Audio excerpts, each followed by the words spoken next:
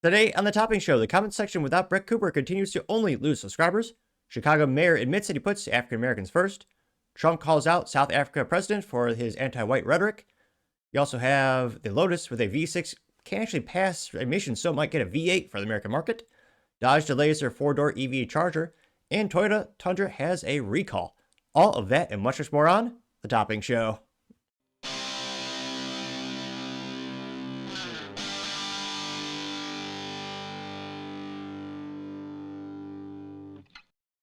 Thank you everyone for taking the time to tune in today. Today's episode of the Topping Show is proudly sponsored by Topping Technologies. Topping Technologies is an IT value-added reseller and services company with a special proficiency IT security. Heck, I see their founder at least twice a day. Gotta say he's quite handsome and brilliant. He's me, see, that's the joke. If you're an IT leader or a business owner, you can reach out to the team at sales@toppingtechnologies.com. Also, still giving away a free Flamethrower with every IT purchase with Picatinny rail adapter, so you can mount it to any standard AR-15 like all awesome accessories can be. Go to toppingtechnologies.com and click the Flamethrower button to learn more and see me shooting a flamethrower. And lastly, trying to get to 5,000 subscribers by the end of the month, so if you can click that button and tell your friends, I would greatly appreciate it. Now, going over to the business part of the podcast, you have the Lotus V6. Well, actually can't pass the emissions, so I might get a great V8. This is brought to us thanks to Nico over at thedrive.com. And one of the few times with the automotive section part of the podcast where I don't need to give a visual disclaimer because it actually looks pretty good. Now they say, quote, the Lotus Emira's V6 can't pass emissions, so it might get the V8 instead. The Emira's current supercharged V6 won't pass emission compliant for much longer, and Lotus needs to do something and build something that the Americans will want. Which, yeah, that does look pretty cool. If I won the lottery, I'd probably have many cars, but I was about to say a Lotus in the garage. You can't only have a Lotus because, well, let's be honest, they're not that reliable, so thank God they have for the most part, Toyota powertrain or drivetrain. So many of them are, but I think the least kind of peaked in terms of fun and reliability mixture. But I partially digress. The design looks pretty darn cool, though. You know me, I'd rather have a nice green one as opposed to the blue one pictured on the screen. But the yellow brake calipers are a nice contrast, though I'm not sure if they're sponsored indirectly by the University of Michigan. I'm like partially kidding because that's their college colors. Now, they say, quote, Lotus is in a bit of a pickle with Emira. As a beloved supercharged V6 with a manual transmission has been, now Lotus needs an alternative, which, again, when you want a fun sports coupe, you want a stick shift. There's nothing better than going into a corner, downshifting, and coming out and hearing the roar of the engine. Or in my part, because I have a Honda, the kind of hum of the engine, but I only partially kidding. They say that Lotus needs an alternative. The fast 3.5-liter Toyota-sourced engine won't be emission compliant when dictators and tyrants, I meant to say Europe's 7 regulations will take effect in 2026. What's the difference, though? To stay in compliance and also catch the eye for American buyers, it looks like Lotus is shockingly considering a V8, which, yeah, how many decades has it been since they had a V8? It's been a long time. Now, they say, according to Autocar, during a recent conference call, Lotus CEO Fang Ogdenfang, told investors, quote, we are currently investigating the feasibility of a V8, unquote. Now, actually, this car looks just as good from the front. Let's pull it up here.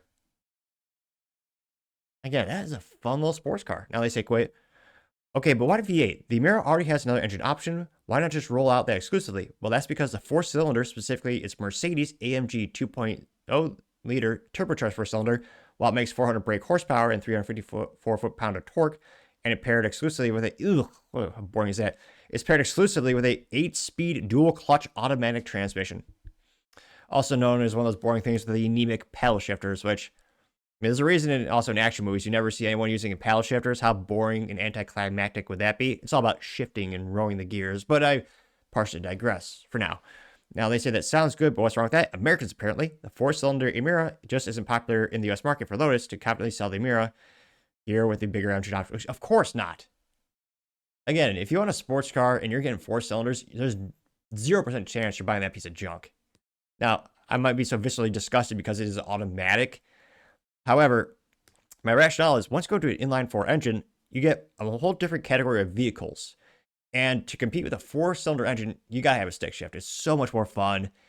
And that market, let's be honest, is pretty much dominated in terms of a coupe by the Mazda Miata, which arguably is the best track toy ever because all the consumables are very easy to repair, very low cost. The third-party support is so vast, it is almost as if there's probably more third-party Yeah, there's probably more third-party manufacturers, only slightly more for the Miata than the AR-15.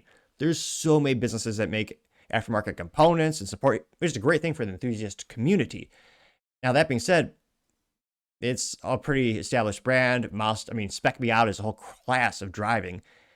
And again, they respect the consumers because they have a stick shift option. It's one of the most highest take rates for a stick shift vehicle. While not a coupe, but with a turbocharged 4-cylinder engine, you also have the iconic Honda Civic, which Honda sold more stick shift than any other company in the world, which is cool and also sad because, should be more Porsches and other things. But nevertheless, in terms of the total volume of units sold, you got the Honda. I mean, they perfected the 4-cylinder engine, I would argue, decades ago. And it's one of those things where if I'm getting 4 cylinders, it sure as hell isn't going to be an automatic transmission.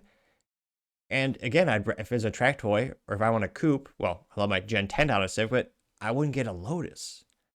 That's just, again, also reliability. Do I want a Mercedes engine? Let's be honest, probably not. That was the nice thing about Lotus. For many years, they had the Toyota drivetrain for many of their vehicles, which, again, Toyota is damn near bulletproof or as close as you can get. Now, scrolling down the article, they say the quote, "The U.S. is an incredibly important market for us in the car. It always has been. So we're looking at the market demand for a product going forward," unquote. CEO of Lotus, Lotus in Europe, Matt Windle, told Autocar. They also said that, quote, "If Lotus wants to stuff a V8 into a tiny mid-engine Emira, that would be awesome. It really only has one option ready. The Mercedes-AMG 4-liter twin-turbo V8. There are some opportunities with the current engine suppliers of engines, so we're looking at," said Windle. I was going to say, it doesn't look too terrible, so, They did have their extra hunk of plastic for that, or probably aluminum, so you have their logo in there. Now they say, quote, "As thrilling as it would be to have an AMG sledgehammer-powered mid-engine Lotus, it doesn't actually make much sense. Not only would that be torquey, twin-turbo engine not match the Emira's lightweight sports car vibes, but it's currently offered with a automatic gearbox, which would be trash." Again, if they can get a better engine supplier, aka a V8 with a stick shift, this would be iconic. Especially nowadays, for a new car, how many cars have a rear engine V8 with a stick? Not any in mass production that I can think of. I mean, geez Louise, just a stick shifted V8, unfortunately, is becoming a very rare thing in the United States, with GM and their utter incompetence killing the Camaro, or Camaro, if you properly pronounce it, last year. Again, if you think about V8 stick shift in the rear, I mean, in North America, probably one of the most iconic cars would be the 2004, 2005 Ford GT, which those things skyrocketed in value.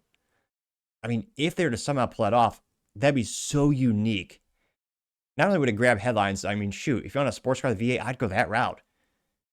I mean, that'd be great. It'd be so rare and so cool. Now, are they actually going to do it? I'm pretty pessimistic. Now, they also say that as part of the V6's charm, that's why it's so popular in the US, it can be shifted manually, especially when you consider that, per Autocar, Qfeng's announcement of the possible V8 was in response to the US dealer asking Lotus for more powerful, more hardcore Emira to take on the Porsche 911 GT3. A Thunder's V8 with automatic isn't the tool for the job.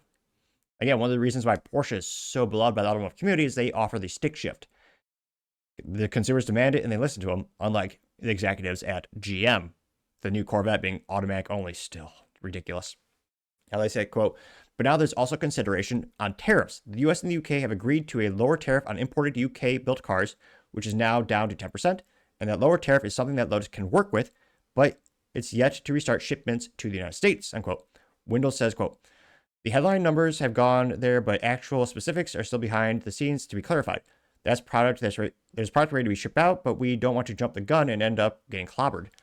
Now here you can see one of the most rare things these days. Again, these 27 cars or 27 models of new car in North America you can get with a stick shift. It should be every one of them, obviously. I thought Trump would get on that and be like, "We're going to make America great.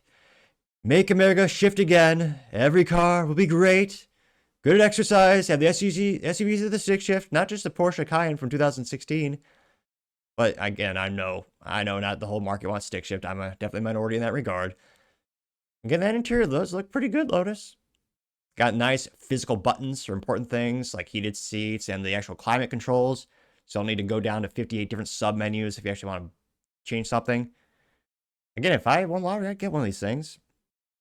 Now, they know that, quote, "So jumpstarting production on the new V8 specifically because it would sell well in the United States market is unwise until there's clarity on market viability.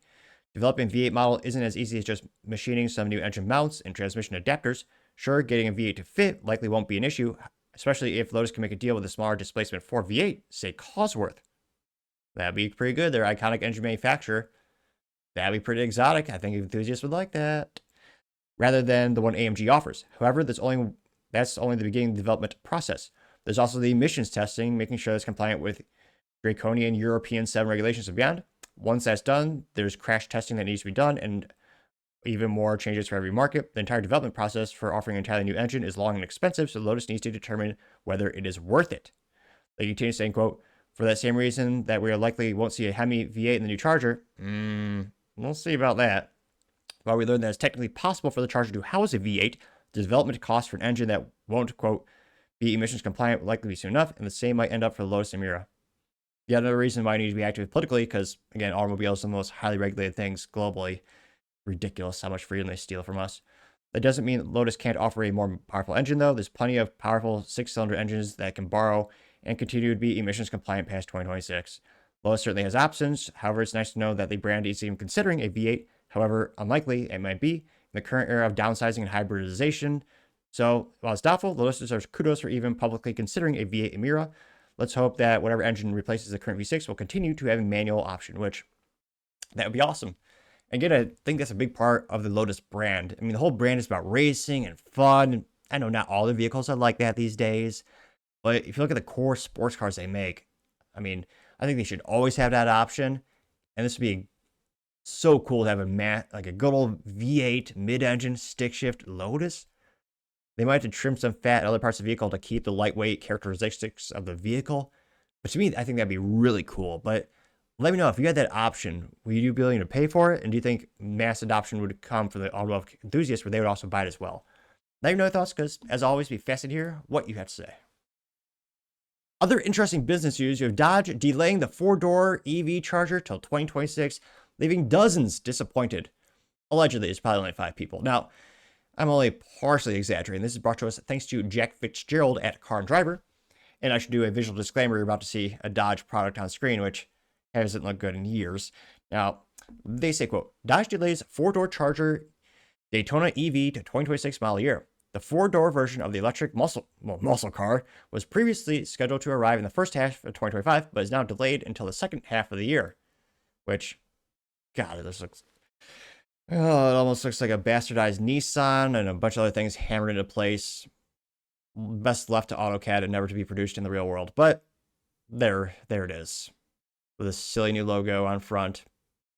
That I'm sure dozens will be really depressed that it's going to be delayed. Although, let's be honest, I can't help but think this is going to be scrapped entirely. Most likely. Now, they say that, quote, Dodge is delaying the arrival of the 4-door till next year. They note that while Dodge quietly dropped the RT trim for the Daytona, the Scat Pack can now be ordered stock with the optional track package. They said consumers, I was going to say, this is a very generous article. They're implying that there are people excited about this and hoping. They say, quote, consumers excited for the arrival of the more practical 4-door version of the Dodge Charger Daytona. I'd stop that right there. The words Dodge Charger and practical, those words are in the same sentence. I can't help but find that hilarious. Because they're mostly toys. They're fun. They're moderately utilitarian in terms of it fit stuff inside, but I mean, this isn't the optimal, soccer car thing. It's for fun. Traditionally, they make loud noises, go fast. Rah, true masculinity and awesomeness in America, although Canadian made. Now, they say, quote, they'll have to wait a little while longer. The new announcement from Dodge confirms that the 4-door Charger EV will now arrive later half 2025 instead of originally planned. Here's another picture to disgust your eyes. Ugh. Now, they say the Charger Daytona sedan will now launch 2026 model, with a new timeline being up with the upcoming internal combustion Charger 6-pack. The news comes with less than a week after Dodge removed the RT trim from the 2026 lineup due to increased uncertainty from U.S. tariff policies. That might be a variable, but that's not why they're canceling that crap. It's because no one was buying it. More than half of these things that are produced thus far, again, small sample size, they only just started production, but out of about 3,800 that are out there, less than half of them have sold. They're collecting copious amounts of dust at dealer parking lots. Now, they say that, quote, this leaves the 670 horsepower Scat Pack the only powertrain available for the Charger Daytona. Still, despite the lack of trim options, customers aren't left without choices. Not only will they have the choice of 4 or 2 doors, but Dodge is also offering a new track package for both styles. It comes with upgraded Brembo brakes. Might be the only thing that works on the vehicle. Featuring a pair of 6 piston calipers in the front and 4 pot units in the back. All painted red for that racy look. The track package also adds adaptive dampers, an onboard racing recorder, performance seats, and gloss black spoiler, which, yeah, those onboard racing recorders are pretty nice. I usually use the Garmin Catalyst when I'm at the track, but the recorders are pretty nice in the analytics and feedback, especially have the built-in coach. That is pretty cool tech. Ironically, I don't like most tech in cars, but that's one of the few things I do appreciate. You see, the Dodge has also confirmed the addition of 2 new appearance options for 2026 model. Customers can now order racing stripes, officially called Frat Zog Dual Stripes. Sounds interesting, I guess. And there's an option for a gloss black hood. I was going to say, I'll hurt your eyes even more. Yeah. Ugh. Yeah. Again, if you're copiously inebriated, it might start to look like an attractive vehicle, I would guess. Or maybe that's just nostalgia and you slowly start to remember what the old one looks like. And you realize, oh yeah, for half the price, I can get a V8 stick shift Charger right now. Well, that's just me. They said Dodge has also announced that the 2026 models are available to order now. By the time publishing the story, there's currently no way to build out the 2026 Charger Daytona EV on the maker's website, which, I mean, I'll admit the kid in me does, spend time in the Porsche configurator dreaming of someday getting that nice 911 with the stick shift and the signal green paint job. It looks perfect. But then I realized the paint job on that car costs more than the entirety of my Honda Civic Si. And I'm like, someday. So I know guys will spend times building cars online, the configurator. I don't know how many are actually going online to configure a Charger EV. Now again, they do have the straight 6 turbocharged engine option. Now, anecdotally, those are also dog shit. Again, talking to some dealers in DFW or Texas, the failure rate of those are quite high. And even worse for the company, it's not just one thing failing, it's multiple things failing on that engine. So it's not going to be, if there ever is official recall, it's not like one thing that can be fixed. It's going to be a myriad of stuff. So again, I'm not surprised that they're canceling this. I don't think it's mostly due to the tariffs. I think it's the lack of support from the market. EVs in general, the adoption rate is decreasing. The overall sales are still going up. The adoption rate is decreasing. And the person who wants an EV, if you want a sports car EV, I suppose you get the Porsche Taycan. But if you want a muscle car that's not loud, can't do burnouts, and you can't take on most tracks, not just because of insurance policies, most tracks don't have EVs, but you can't charge enough between sessions, you're not getting this thing. You're not going to get a Charger EV. So I'm not too surprised they're going to delay this. And again, let me know in the comments. I think they're going to just scrap this idea completely. And I would not be surprised if the Charger, this generation Charger, they pull the plug on it in a year or two, maybe a year or two. Pun, of course, moderately intended. But of course, let me know in the comments your thoughts, because as always, I'd be fascinated to hear what you have to say. Now, going over to the Cultural Pod podcast, you have the comments section with Brett Cooper continuing to only lose subscribers, which I was going to say, perhaps that is a feat in and of itself, or an accolade in and of itself. Now, this is now being led by Rick and Conrad, and they're not doing great at the Daily Wire. They're having a couple layoffs left and right. They canceled the Kids Show, and now, geez Louise, it's crashed like a stock. It's almost, that'd be a fun poll. What's performing worst? The comments section with Rick and Conrad or Black Rifle Coffee stock?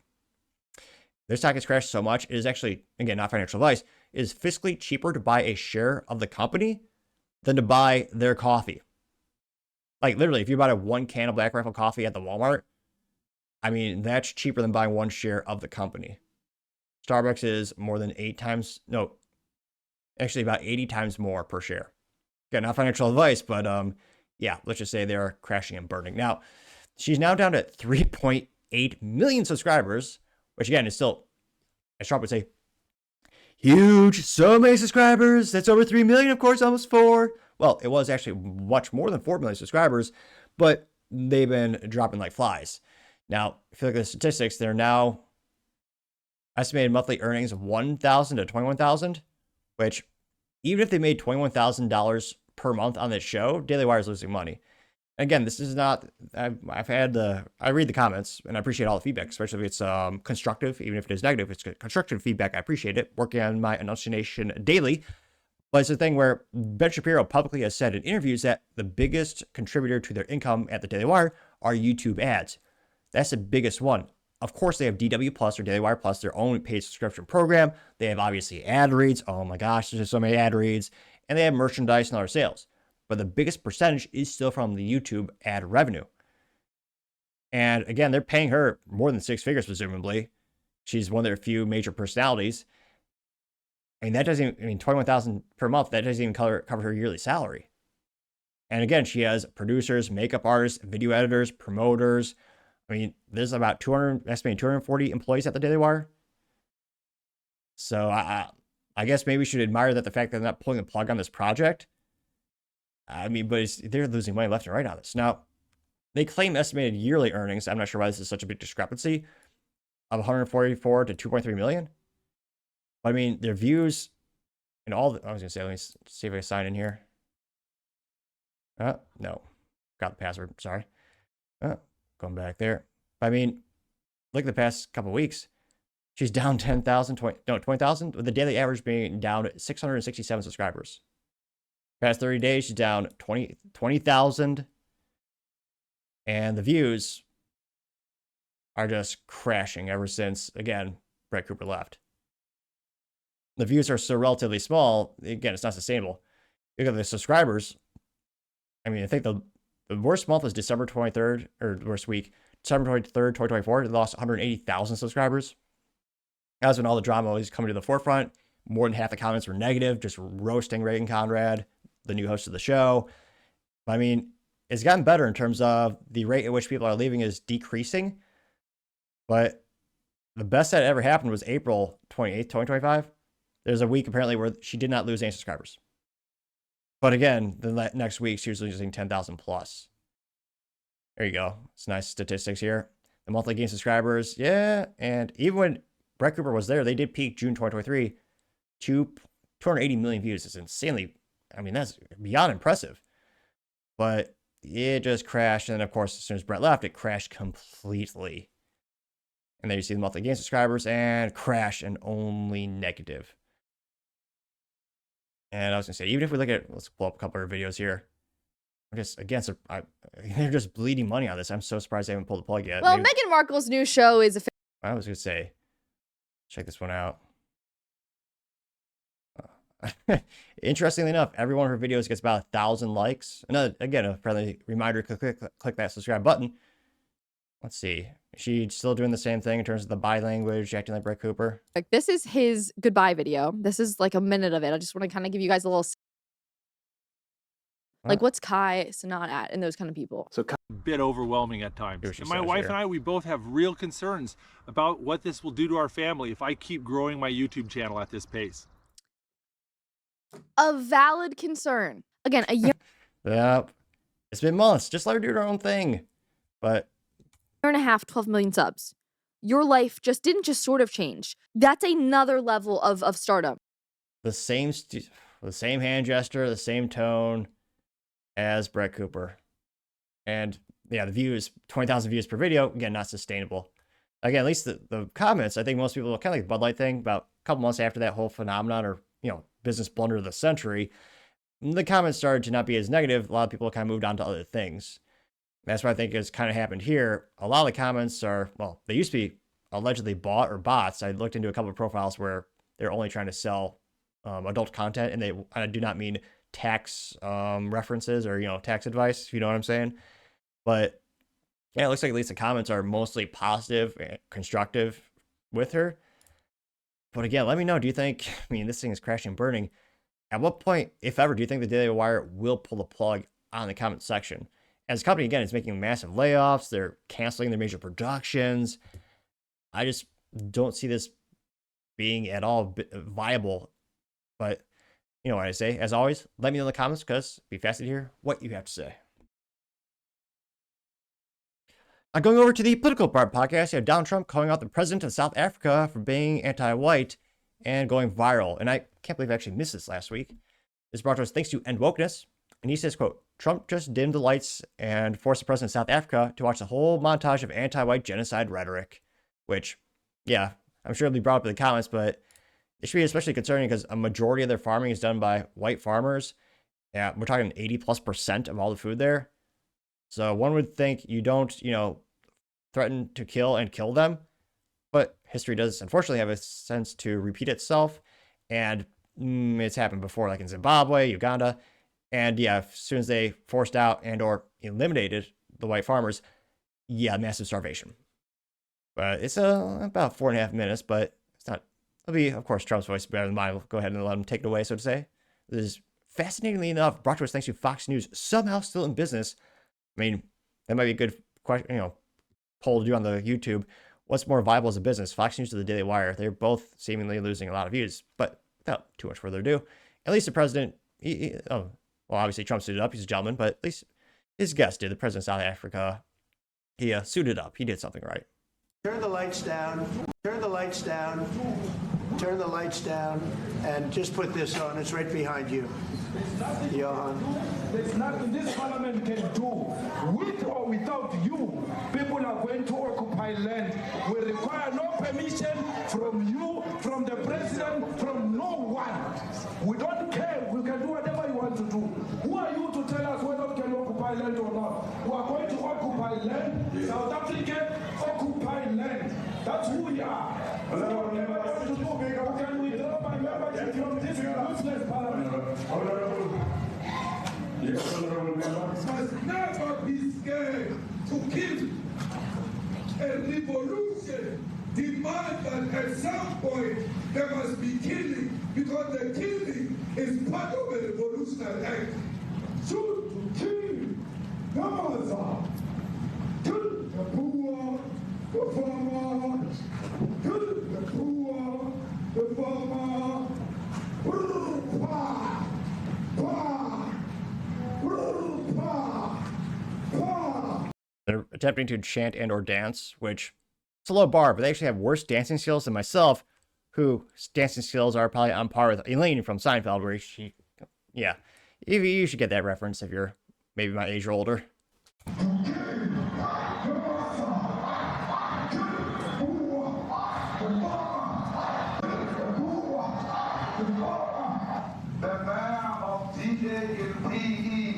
Is a white man. So these people, when you want to hit them hard, go after a white man. They feel a terrible pain because you have touched a white man. Not because Mashaba and Suri will not be touched. They will be touched, no one. But we are starting with this whiteness. We are cutting the throat of whiteness. Shoot, kill. No master. Kill the brewer, the farmer. Kill the brewer, the farmer.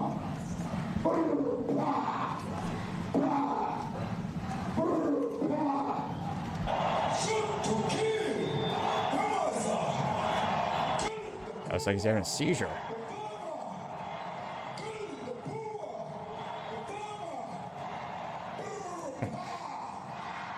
It's one of the most hilarious things Trump's done in a while. Making him watch all this. I'm saying to you, was not called for the killing of white people, at least for now. we're not calling for the killing of white people, at least for now. Yeah, that should scare the crap out of anyone living there who's low on the melanoma. Or melanin in the skin.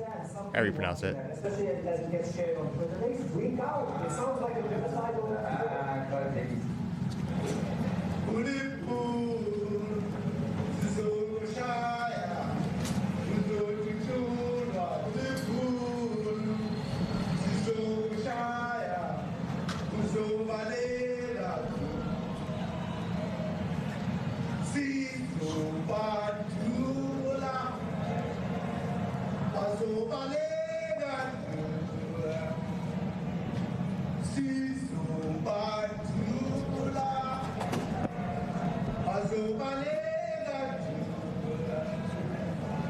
Who will expropriate land without compensation, whether they like it or not. If they object, they can seek refugee in America.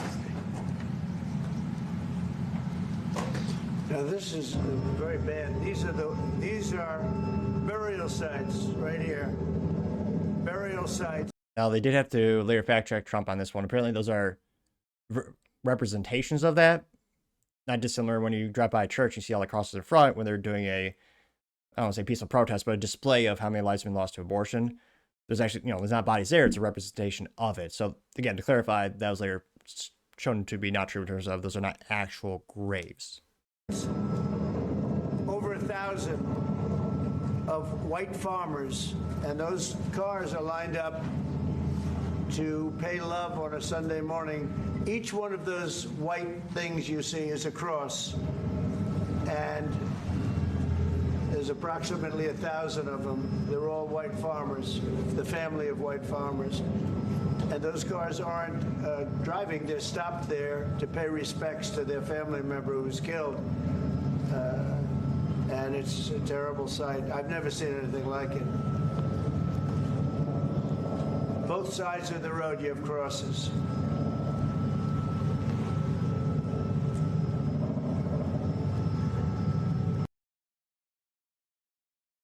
I got 2.1 million views and 46,000 likes.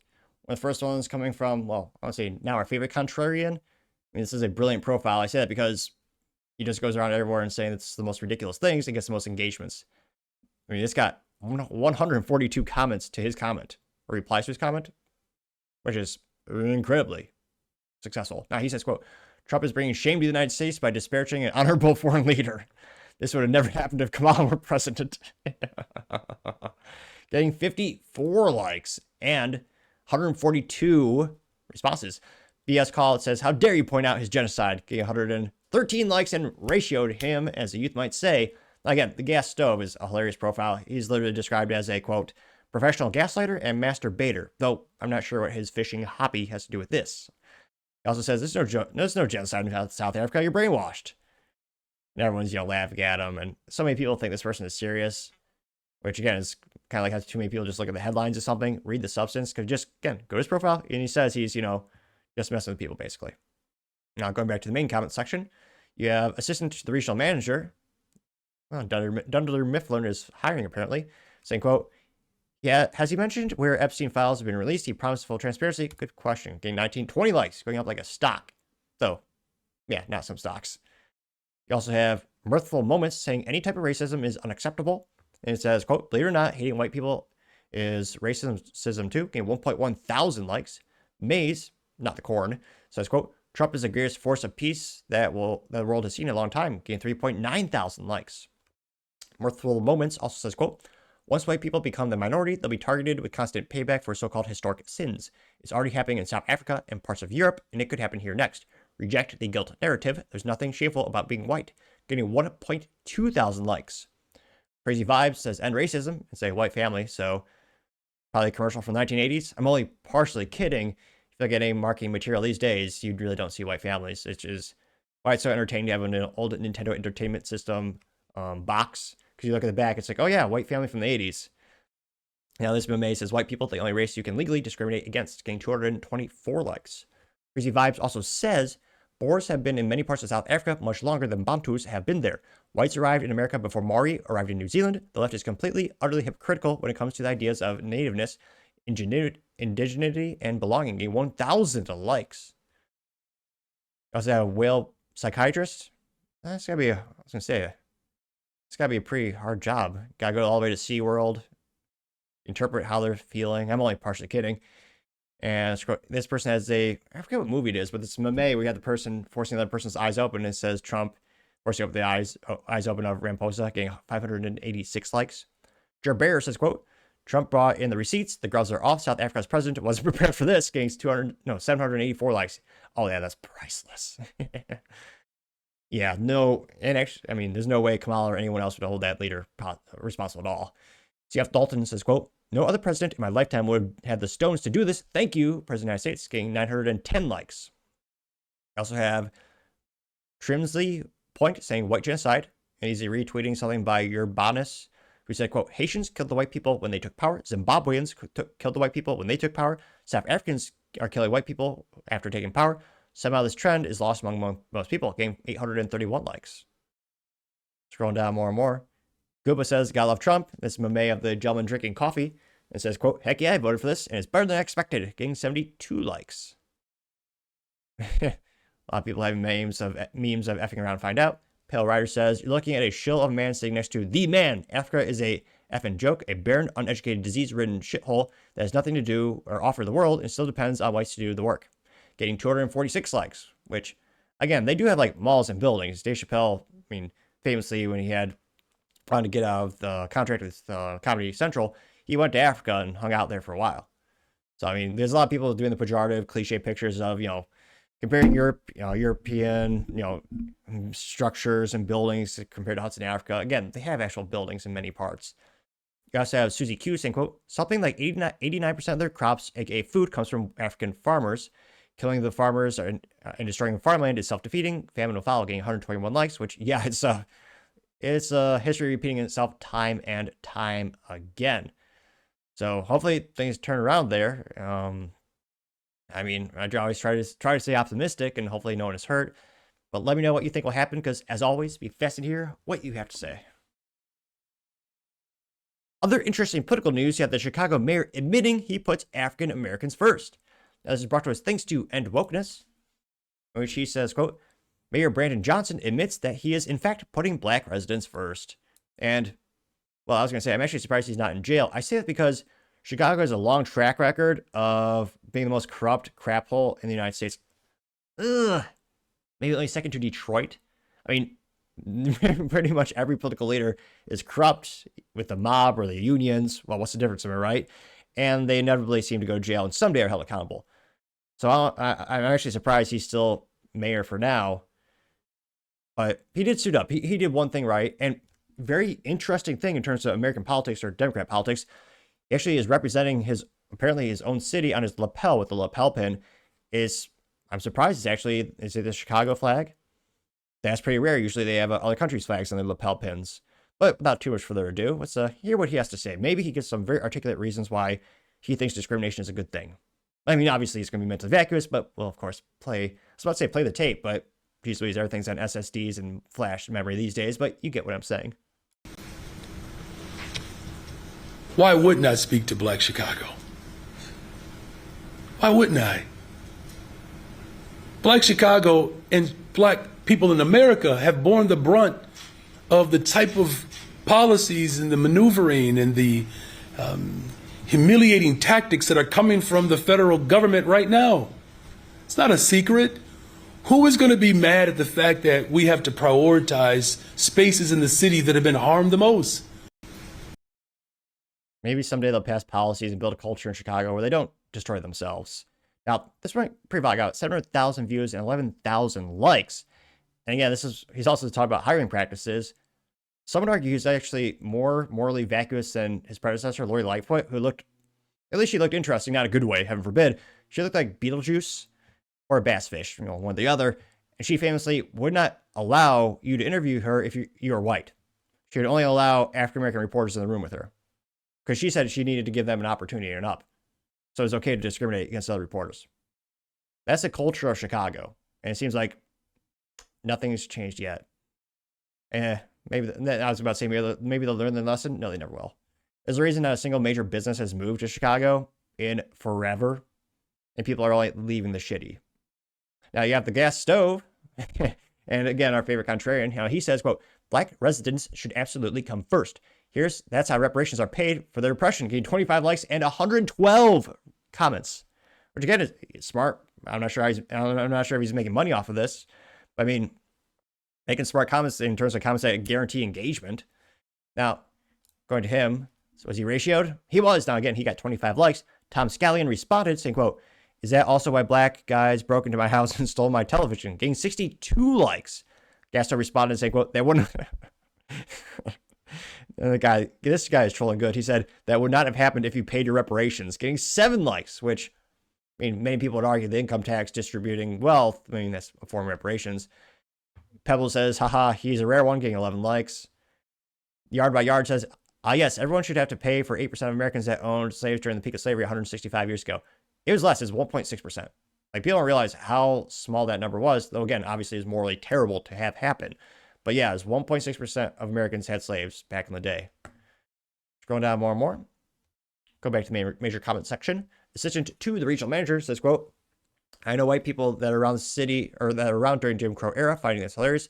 Like, damn, they really got us, getting 8 likes. Paul Suzupa says, quote, Major Brandon Johnson is so happy to be racist, disgusting, getting 681 likes.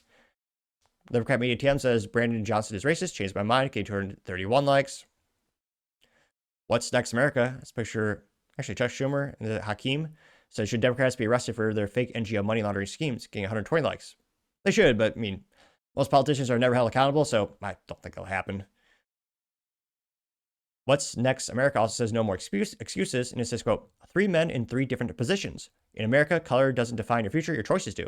In the picture, you have a African-American police officer, an African-American lawyer, then a perpetrator, or an African-American perpetrator. And yeah, I can't help but think how utterly disappointed Martin Luther King Jr. would be if he were to come alive and see the United States today. But again, he literally wanted every man to be judged by his character and his actions, which is what you should do. I mean, that's how our founding fathers were, and that's how our nation operates, and yet, well, should operate. Unfortunately, there's a lot of racism left. And they want to judge people based on things they can't control. Now, that got, again, 199 likes. Isaac says, quote, how's that working for you, racist? Chicago is easily in the top 3 most dangerous and worst places to live in America, getting 473 likes. Yeah. I'm sure they'll change next year. It's almost as funny as when someone says, the Chicago Bears will be good next year. Yeah. I don't know a lot about sports balls. Well, I know the business behind it, but I do know enough to know that Chicago, like the city, the Bears will never be good. Even when I was a kid, I grew up in the Midwest, they always said, oh yeah, the Bears have a great defense. Yeah, let's just say the last time the Bears won the Super Bowl, they have those pictures saved to a floppy disk, which is, if you're young, that's the save icon you see, which actually represents what used to be a little plastic sleeve around, well, disc with a plastic sleeve around it. You also have I Love American News says, what a POS, is a cow that's very milked and skinny. It says racism, and Democrats are walking towards it saying, good morning, sunshine, getting 174 likes. What's Next American News says, call yourself whatever you want, you suck at being American. It says, Illinois School Board of Education, schools with 0 students scoring proficiencies at ITAR or SAT on 2024, which, yeah, it was over, how many was that? 20 schools? Yeah, very interesting parallels to Detroit. Detroit spends the most per capita educating children in the United States, and they have one of the highest illiteracy rates. Again, money is not always a problem. I would argue the culture is. You also have Pymus saying, quote, he didn't say he was putting anyone first. Oh, contrarian statement. Quote, I gotta restart that. He didn't say he's putting anyone else first. He's just paying attention to that group. You people are so desperate to be racist. I mean, he's also made comments on hiring people of certain demographics more frequently than others. That did get 22 likes. And Certified Bum Sports says, yo ass got up in the comments. Hold those L's. Getting 40 likes. We also have Orthodox Rabbi saying, quote, I know you're trying to make up for money you lost on crypto scams, but posting bait isn't going to go pay those bills away. Getting 7 likes. Back to the main comment section. Yeah, McKinley saying, quote, they can put their people first. I just don't get mad when white people start doing that too, getting 40 likes. I mean, I don't think that'll actually happen. I mean, look at, like, when it comes to, like, jobs and hiring practices, most of them are liberal white women in HR, and historically speaking, they discriminate against, white guys the most. I mean, look at S&P 500 companies. Was it 2022? The Daily Wire did an analytical study on, hiring practices. Of the 350,000 people that were hired, less than 8% were white guys, which, again, is impossible unless you're actively discriminating against that group, because white guys still represent a major percentage of the actual sample sizes for resumes and job applications. But again, the people of Chicago, you got what you vote for. And I mean, he's a Democrat and he's an incumbent, so I really don't see him losing his job anytime soon. Despite the crime rates increasing, businesses leaving in droves, regulations going up. I mean, let me know in the comments, but unfortunately, I think Chicago's going to stay the same for quite a while. But, of course, let me know, because it'd be fascinating to hear what you have to say. Now, going over to the business blunder of the day, you have the Toyota Tundra actually being recalled. Now, this brought to us thanks to Jeff Bartlett, who's a writer at Consumer Reports. They say, quote, 2023 to 2025 Toyota Tundra is being recalled due to a risk of rear collision, which is pretty bombastic for a title. It's not that big of a deal. The reverse lights may not illuminate. So, again, thankfully, the most important part of the vehicles, the drivetrain, aka the engine transmission, are pretty solid. Though, I would argue they're pretty weak because, it's only an automatic transmission and everything should have a stick shift by default. But, again, that's just me in my 3 cents. Used to be 2 cents, but 40-year hyperinflation, gotta be 3 cents. But I digress. They say that, quote, Toyota is recalling 443,000 Tundra pickup trucks due to the risk of the reverse lights not illuminating. Without those lights on, when the truck is reversed, there's no indication that the vehicle is about to move backward, thereby increasing the risk of collision with an uninformed car or pedestrian. They note that moisture intrusion and the resulting corrosion are to blame for the problem. Dealerships will replace reverse light assemblies, and they will repair corroded wiring harnesses as needed at no charge, which, again, is still not good because the dealerships hate that because they're paid by the parent company. Well, they're paid by Toyota, but the pay rate, and it's called warranty work, is much discounted compared to the standard rate in which they charge consumers. Again, recalls are always free to the consumer, but it's a frustration. You have to drive to get to the dealership, got to spend time there. It might even be a couple of days, and then you have to worry about getting a loaner or Ubering or something like that. So yeah, warranty, I mean, recalls are terrible. Also hurt the company's statistics for their reliability. There are many reasons why companies should be work harder to ensure that their vehicles aren't actually being recalled. Now, they need to note that Toyota will notify owners starting mid-July 2025, or tune into the show where we usually cover the recalls a couple of weeks or months early. Now, again, they say that the dealerships are going to take care of it for your charge. If you want to call Toyota with your specific VIN, you can call Toyota at 800-331-4331. Again, it's 800-331-4331 to see if your specific vehicle is affected by the recall.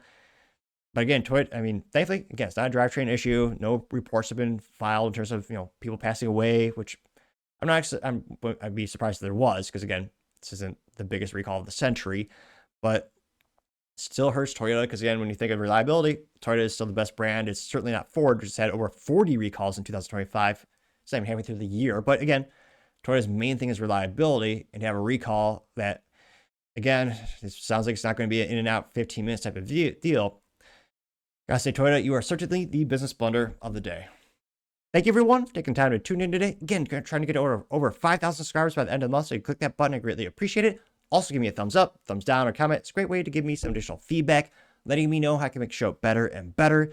Lastly, don't forget to take time to tell your family, tell your friends, tell your coworkers, heck, tell your enemies, anyone and everyone. Just stay safe and fight the good fight.